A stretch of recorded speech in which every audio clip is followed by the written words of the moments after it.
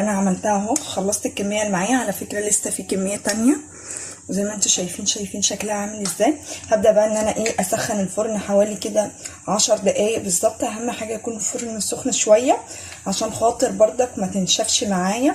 ما تعليش الفرن قوي ولا تسخنيه قوي ولا تدخليه وهو بارد. خليه دافي كده شويه، وبعد كده دخلي البيتزا، الميني بيتزا معاكي عشان خاطر شدة السخونية ما تنشفهاش برضك معاكي.